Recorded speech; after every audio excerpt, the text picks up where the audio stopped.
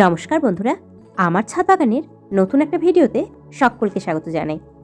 আমার বাড়িতে কত রকমের বাগান বিলাস ফুল আছে তারই কালেকশন আমি আজ তোমাদের সাথে শেয়ার করব।